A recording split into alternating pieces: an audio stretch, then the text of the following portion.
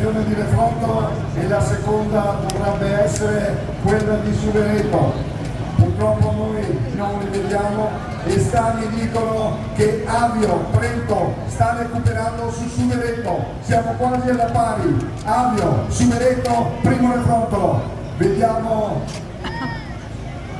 e Maggiora era da aspettarselo, Maggiora è all'attacco, Maggiora sono quarti, la quarta posizione di Maggiora e intanto vedo siamo arrivati in cima alla salita, vedo i fari del quad che stanno arrivando, ragazzi pista libera, spostatevi, pista libera, sta arrivando il quad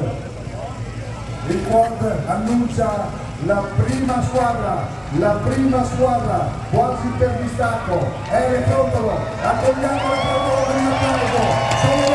sono i nostri, la squadra di Cano, vai Refrontolo! E sono primi per distacco, la gara di casa, ancora una volta, primi per distacco, primo Refrontolo, secondo, si appresta a affrontare la curva Suvereto, seguito da Avio Trento, ma è Suvereto la Mario, secondo Suvereto, terzo Mario, terzo Trento e la quarta posizione, avremo modo momenti di vedere chi ci sono avanti, ma è una conferma, ancora una volta, nel territorio del Consejo del CG, in casa di Refrontolo, i primi sono Refrontolo. Benissimo ragazzi, attendiamo ancora qualche istante,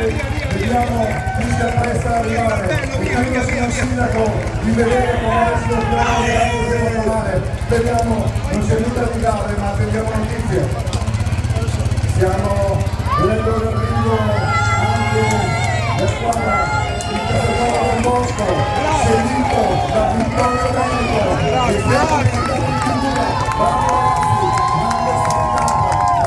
bravissimi ragazzi, io intanto direi che sta arrivando credo la penultima squadra, si tratta di Maggiora, qualche problema, sono in giro di tre, a seguire credo siamo all'ultima fase io certo sì che me lo dà fresco. Santa Venerina